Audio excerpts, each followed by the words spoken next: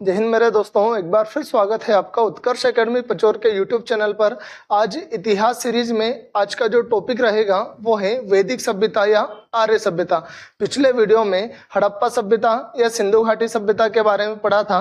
आज उसके बाद भारत में जिस सभ्यता का उदय हुआ था उस सभ्यता को वैदिक सभ्यता या आर्य सभ्यता के नाम से जाना जाता है।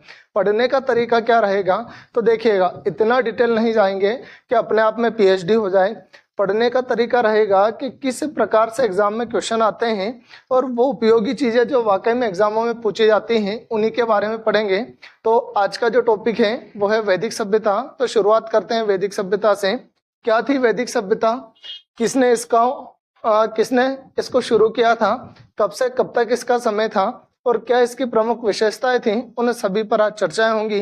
तो वैदिक सभ्यता या आर्य सभ्यता, इसके बारे में पढ़ते हैं। उससे पहले पिछले वीडियो के बारे में थोड़ा सा आपको बताता हूँ। पिछला जो वीडियो था वो था हड़प्पा सभ्यता या सिंधु घाटी सभ्यता। हड़प्पा सभ्यता का समय पड़ा था 2400 ईसा पूर्व से लेकर 1750 ईसा पूर्व तक का समय। हड़प्पा सभ्यता एक नगरीय सभ्यता थी। हड़प्पा सभ्यता की प्रमुख विशेषता थी नगर नियोजन। जब हड़प्पा सभ्यता का पतन होता है तो लगभग उसके 200-250 वर्ष के बाद भारत में एक नवीन सभ्यता का उदय होता है। उस सभ्यता को बोला जाता है वैदिक सभ्यता या आर्य सभ्यता। तो वैदिक सभ्यता का समय भारत में कब से कब तक था? तो वैदिक सभ्यता का समय भारत में 1500 ईसा पूर्व से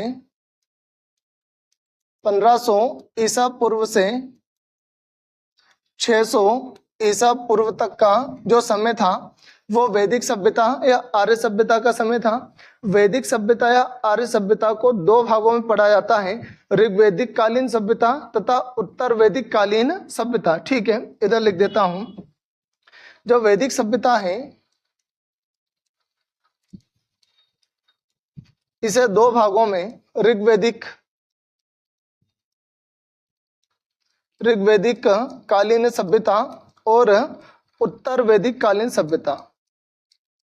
उत्तर वैदिक कालीन सभ्यता दो पार्ट में इसको पढ़ेंगे। ऋग्वैदिक काल का जो समय है वो है 1500 से 1000 ईसा पूर्व का समय। उत्तर वैदिक काल का समय 1000 से 600 ईसा पूर्व का समय। ठीक है, इन दो भागों में वैदिक सभ्यता को पढ़ना है। अब वैदिक सभ्यता की शुरुआत किसने की थी, किस प्रकार से इसका नाम वैदिक सभ्यता या आर्य सभ्यता पड़ा? तो 1500 ईसा पूर्व में भारत में मध्य एशिया से आर्य आए थे। कहाँ से आए थे? मध्य एशिया से। मध्य एशिया से चारागाह की खोज में आर्य लोग भारत आते हैं और भारत का वातावरण उनको अच्छा लगता है तो भारत में ही बस जाते हैं। तो आर्यों का जो मूल स्थान था वो मूल स्थान था मध्य एशिया। मध्य एशिया से आर्य भारत में सबसे पहले पंजाब व अफगानिस्तान वाले क्षेत्र में आकर बसे थे। ठीक है, अब जो आर्य थे वो आर्यों की सभ्यता थी ग्रामीण सभ्यता। ये कबीलाई सभ्यता में रहते थे, मतलब छोटे छोटे कबीलों में बटे हुए थे। तो कबीलाई सभ्यता या ग्रामीण सभ्यता थी, जबकि हड़प्पा सभ्यता जो थी वो नगरीय सभ्यता थी और अपने नगर नियोजन के लिए प्रसिद्ध थी। उसके जस्ट अपोजिट जो वैदिक सभ्यता है वो ग्रामीण सभ्यता थी और कबीलाई संरचना पर आधारित थी। पूरी की पूरी आर्य सभ्यता छोटे छोटे कबीलों में बटी हुई थी। कबीले का जो प्रमुख होता था वो राजन कहलाता था। तो इस प्रकार से जो वैदिक सभ्यता या आर्य सभ्यता है वो कबीलाई सभ्यता थी, ग्रामीण सभ्यता थी। इसका जो प्रमुख व्यवसाय था वो पशुपालन था। बाद में कृषि को भी अपना लेते हैं। तो यहाँ पर आप देखिएगा दोनों में अंतर। हड़प्पा सभ्यता का प्रमुख व्यवसाय व्यापार था, जबकि यहाँ पर जो वैदिक सभ्यता है उस वैदिक सभ्यता का जो प्रमुख व्यवसाय है, प्रमुख कार्य है वो पशुपालन था और बाद में खेती करना भी शुरू करते हैं। ठीक है, उसके बाद पढ़ते हैं वैदिक सभ्यता आर्य सभ्यता का नामकरण किस प्रकार से हुआ। तो देखिएगा, भारत में जो आर्य सभ्यता है उसकी शुरुआत आर्यों ने की थी, जिस कारण से इस सभ्यता को आर्य सभ्यता के नाम से जाना जाता है। आर्य शब्द संस्कृत भाषा का शब्द है जिसका अर्थ होता है श्रेष्ठ या कुलीन, अर्थात आर्य जो थे वो स्वयं को श्रेष्ठ या उच्च कुल के मानते थे। इस सभ्यता का नाम वैदिक सभ्यता क्यों पड़ा? तो देखिएगा, आर्यों ने अपने समय में 4 वेद 6 वेदांग, उपनिषद, उपवेद, पुराण, इन सभी की रचना की थी, जिस कारण से इस सभ्यता को वैदिक सभ्यता भी कहा जाता है।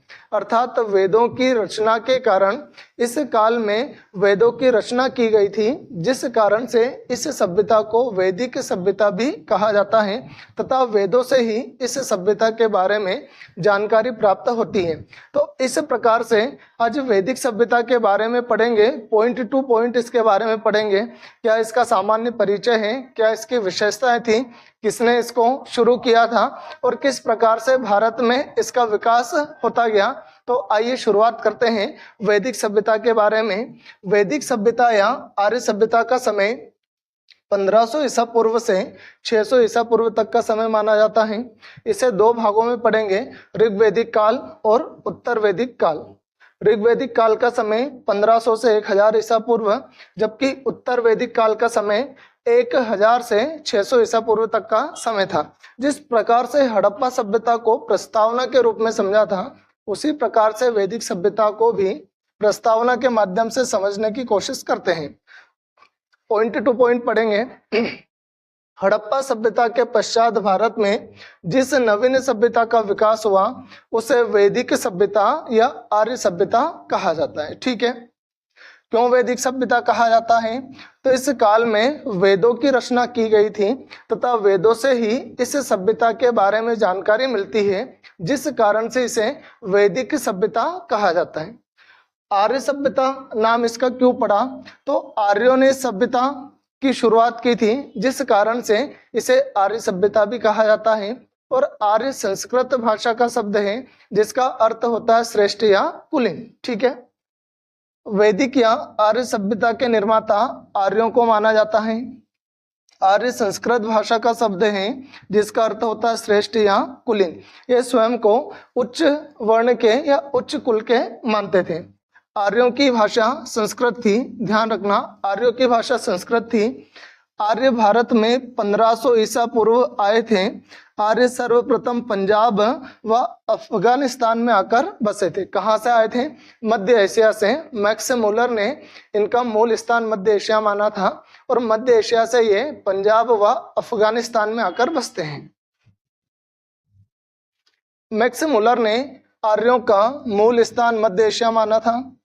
आर्य या वैदिक सभ्यता की जानकारी हमें वैदिक साहित्य से मिलती है और वैदिक साहित्य में 4 वेद आते हैं, 6 वेदांग आते हैं, 4 उपवेद आते हैं और उपनिषद आते हैं। इनसे वैदिक सभ्यता की जानकारी मिलती है और इसी कारण से इसे वैदिक सभ्यता कहा जाता है। ठीक है, आगे बढ़ते हैं। वैदिक साहित्य की रचना आर्यों द्वारा ही की गई थी, इसीलिए आर्य सभ्यता को वैदिक सभ्यता के नाम से जाना जाता है। ठीक है, वैदिक सभ्यता कबीलाई तथा ग्रामीण सभ्यता थी। हड़प्पा सभ्यता जो थी वो नगरीय सभ्यता थी, है ना, नगर नियोजन के कारण प्रसिद्ध थी। जस्ट उसके अपोजिट वैदिक सभ्यता जो है वो कबीलाई सभ्यता तथा ग्रामीण सभ्यता है। ये छोटे छोटे कबीलों में बटे हुए थे। ठीक है, इस सभ्यता के लोगों का मुख्य व्यवसाय पशुपालन व कृषि था। सबसे ज्यादा विश्वास रखते थे पशुपालन में। उसके बाद उत्तर वैदिक काल आते आते ये कृषि करना भी शुरू करते हैं। आगे बढ़ते हैं। आर्यों को लिपि का ज्ञान नहीं था, ये ध्यान रखना। वैदिक सभ्यता या आर्य सभ्यता में जो लोग थे उन्हें लिपि का ज्ञान नहीं था, वो लिपि को नहीं जानते थे। वो अपना जो ज्ञान है वो श्रुति के माध्यम से एक पीढ़ी से दूसरी पीढ़ी में पहुंचाते हैं। इसी कारण से वैदिक सभ्यता में जो वेद, वेदांग, उपनिषद, साहित्य लिखे गए हैं उन्हें श्रुति भी कहा जाता है, क्योंकि सुनने के द्वारा ही उन्हें याद किया जाता है और अगली पीढ़ी में पहुंचाया जाता है। उन बातों का जिक्र आगे होगा। आर्यों को लिपि का ज्ञान नहीं था, जिस कारण से वैदिक ज्ञान को ऋषि मुनियों ने वर्षों तक श्रुति के माध्यम से मतलब सुनकर, एक व्यक्ति ने बोला, दूसरे ने उसको सुना, फिर वो अपने ज्ञान को सीखकर अगली पीढ़ी को पहुंचाता था। ठीक है, श्रुति के माध्यम से एक पीढ़ी से दूसरी पीढ़ी तक पहुंचा, जिस कारण से वैदिक साहित्य को श्रुति साहित्य भी कहा जाता है। एमपीपीएससी में यह प्रश्न आ चुका है। अब पढ़ते हैं ऋग्वैदिक काल की राजनीतिक व्यवस्था। तो ऋग्वैदिक काल के राजनीतिक व्यवस्था में सबसे दो प्रमुख बातें कि ऋग्वैदिक कालीन जो सभ्यता थी वो ग्रामीण सभ्यता थी और कबीलाई सभ्यता थी। कबीले में वो बटे हुए थे। कबीले का जो प्रमुख था वो राजन कहलाता था। यहाँ की जो राजनीतिक व्यवस्था है वो राजतंत्रात्मक थी, मतलब राजा ही उस कबीले का प्रमुख होता था। ठीक है, तो ऋग्वैदिक काल की राजनीतिक व्यवस्था देखते हैं। ऋग्वैदिक काल के राजनीतिक व्यवस्था कबीलाई संरचना पर आधारित थी। किसमें बटे हुए थे वो? कबीले में बटे हुए थे।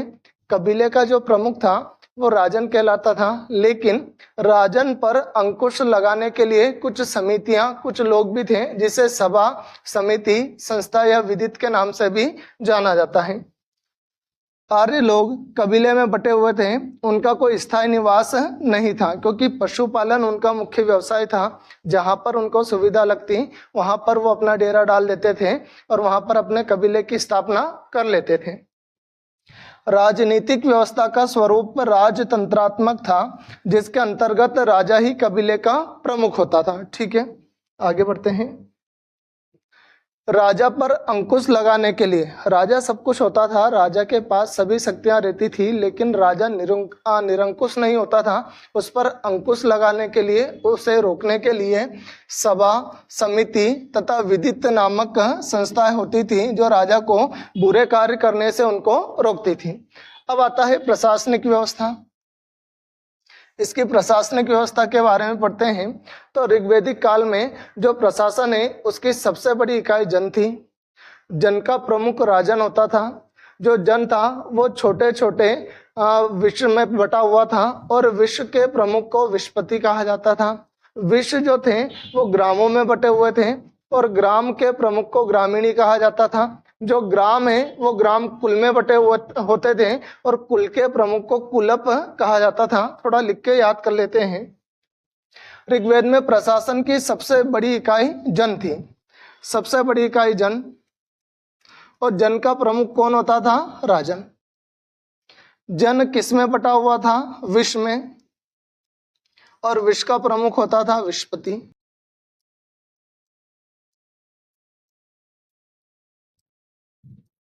विश्व ग्राम में बटा होता था और ग्राम का जो प्रमुख था वो ग्रामीणी कहलाता था। ग्रामीणी। ग्राम कुल में बटा होता था और कुल का प्रमुख कुलप कहलाता था। इस प्रकार से इनकी प्रशासनिक व्यवस्था थी। ऋग्वेद काल में प्रशासन की सबसे बड़ी इकाई सबसे बड़ी इकाई जन थी और जिसका प्रमुख कौन होता था? राजन। जन का विभाजन विश्व में होता था और विश्व का प्रमुख कौन होता था? विश्वपति होता था। विश्व का विभाजन ग्राम में होता था और इसका प्रमुख ग्रामीणी कहलाता था तथा ग्राम का जो विभाजन है वो कुल में होता था और कुल का प्रमुख क्या कहलाता था? कुलप कहलाता था। इस काल में राजा की सहायता हेतु प्रशासनिक अधिकारी भी होते थे, जैसे पुरोहित जो कि पूजा पाठ करते थे, सेनापति जो कि सेना की निगरानी और सेना की अगुवाई करते थे, विश्वपति, ग्रामीण, रथकर, स्पर्श यानी गुप्तचर, पूरब यानी पूरब जो उस नगर की रक्षा करते थे, आदि प्रमुख अधिकारी इसमें होते थे। न्याय का सर्वोच्च अधिकारी जो होता था वो राजा ही होता था। सबसे बाद में अंतिम फैसला कौन देता था? राजा देता था। राज्याधिकारियों में पुरोहित एवं सेनानी प्रमुख होते थे। वाजपति, यहाँ से प्रश्न आता है, वाजपति गोचर भूमि का अधिकारी होता था। उग्र अपराधियों को पकड़ने का कार्य करते थे। समिति के अध्यक्ष को ईशान कहा जाता है। ये यहाँ से सभी जगह से एमपीपीएससी और अन्य एग्जामों में प्रश्न आते हैं। आगे बढ़ते हैं। सामाजिक जीवन, इनका सामाजिक जो जीवन था वो रक्त संबंध पर आधारित था। इसका स्वरूप कबीलाई था, कबीले में बटे होते थे, कबीले का प्रमुख राजा होता था।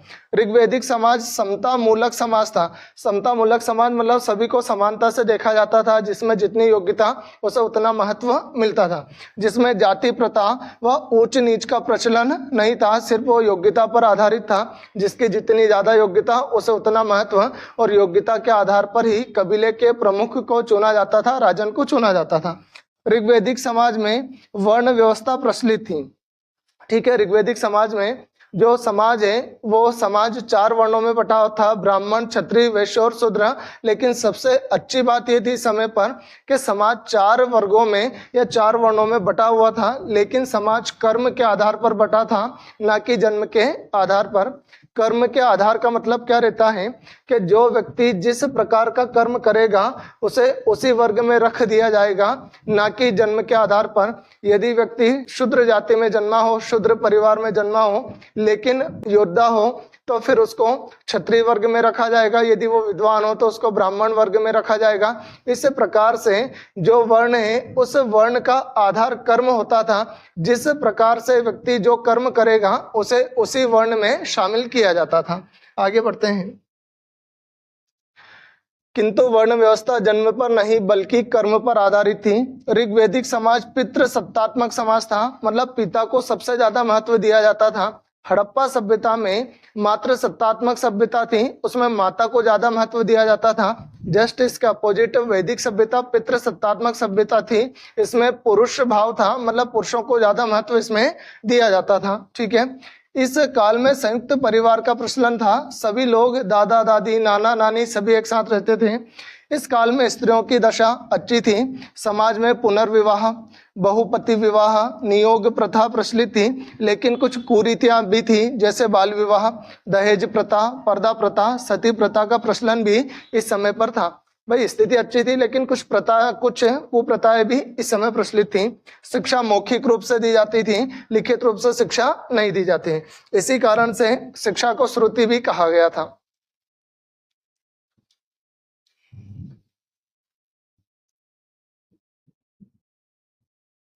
अब आगे बढ़ते हैं।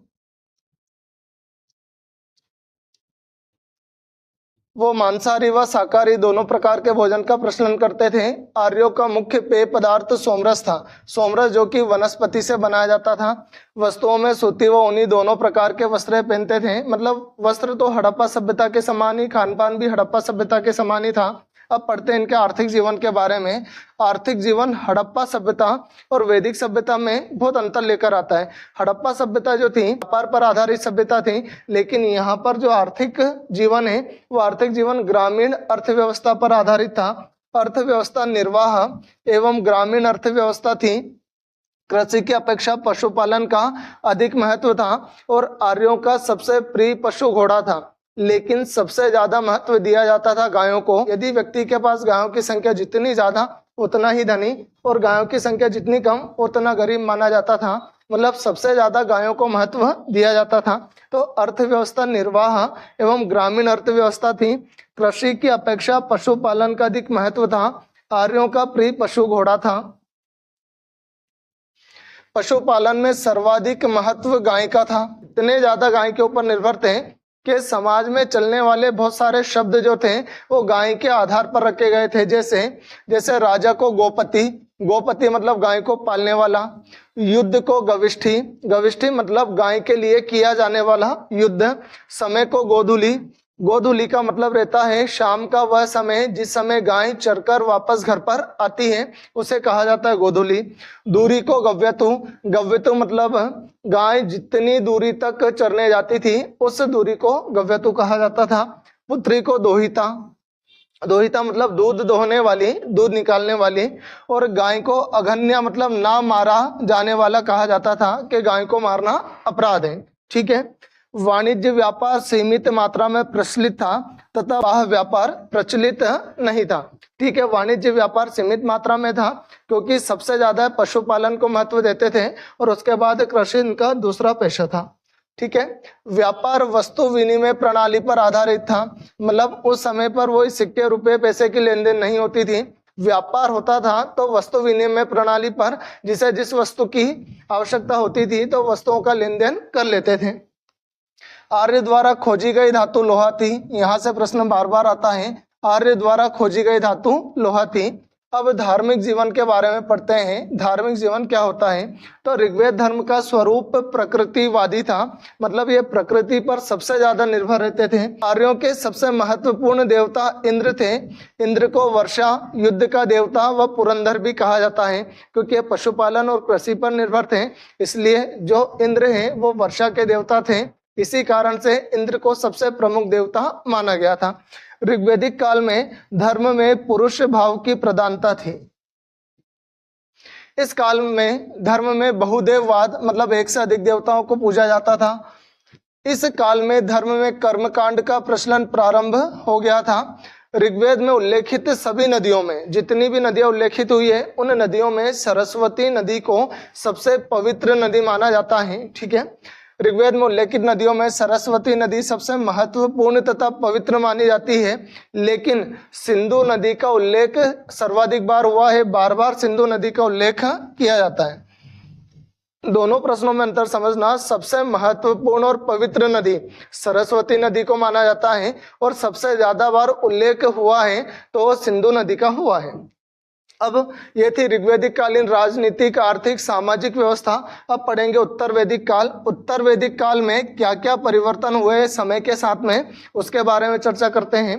तो उत्तर वैदिक काल का जो समय है वो 1000 ईसा पूर्व से 600 ईसा पूर्व तक का समय है। सबसे पहली बात, वैदिक काल के बाद का समय 1000 ईसा पूर्व से 600 ईसा पूर्व के मध्य का जो समय था वो उत्तर वैदिक काल के नाम से जाना जाता है।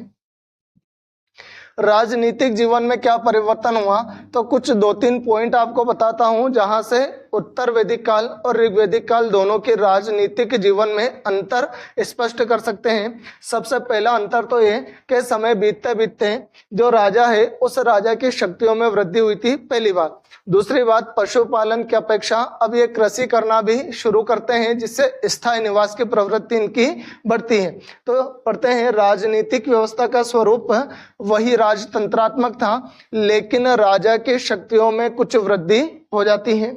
इस काल में राजा की पहचान कबीले के अलावा भूमि क्षेत्र से भी की जाने लगी थी। इस कारण से अब राजा की पहचान कबीले की अपेक्षा उस क्षेत्र से की जाने लगी थी जहां पर इन्होंने खेती करना शुरू किया था। ठीक है, उत्तर वैदिक काल में जनों के मिलने से जनपद, अब प्रशासन की बड़ी इकाई का निर्माण हुआ।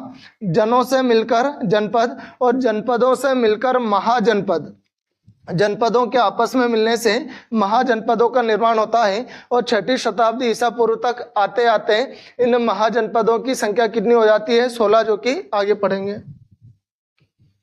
अब इनका सामाजिक जीवन में क्या परिवर्तन आया वो भी देख लेते हैं। उत्तर वैदिक काल में कबीलाई ढांचा टूटने लगा था, परिवार के मुखिया के अधिकारों में वृद्धि हुई। उत्तर वैदिक काल में ये पॉइंट सबसे महत्वपूर्ण है। उत्तर वैदिक काल में गोत्र बहिर्गमन का प्रचलन प्रारंभ हुआ था, मतलब एक ही गोत्र, एक ही कुल के लोग जहां एक जगह पर इकट्ठा रहते थे, अब वो बिखरने लगे थे, अलग अलग जगह पर जाने लगे थे। उत्तर वैदिक काल में वर्ण का निर्धारण, ये पॉइंट भी सबसे इंपॉर्टेंट है इसका। उत्तर वैदिक काल में वर्ण का निर्धारण कर्म के बजाय जन्म के आधार पर होने लगा था। अब धार्मिक जीवन में क्या परिवर्तन हुआ, उत्तर वैदिक काल में इंद्र की जगह पर प्रजापति को सर्वोच्च स्थान प्राप्त हो गया था। वैदिक काल में इंद्र को सबसे महत्वपूर्ण देवता माना जाता था, जबकि उत्तर वैदिक काल आते आते इंद्र का स्थान किसने लिया था, प्रजापति ने ले लिया था। उत्तर वैदिक काल में आराधना की रीति, स्तुति, पूजा पाठ व प्रार्थनाओं की जगह यज्ञों का महत्व बढ़ गया था और इस काल में अश्वमेघ यज्ञ, राजसूय यज्ञ, वाजपेयी यज्ञ जैसे कुछ महत्वपूर्ण यज्ञों का प्रारंभ हो गया था। तो आज का जो मेरा टॉपिक था वो था वैदिक काल। यदि आज का टॉपिक आपको अच्छा लगा, यदि ये इतिहास वाली सीरीज आपको अच्छी लगी तो सब्सक्राइब करें उत्कर्ष एकेडमी पचौर के यूट्यूब चैनल को और इस वीडियो को लाइक करें, शेयर करें। आज के लिए बस इतना ही। जय हिंद, जय भारत।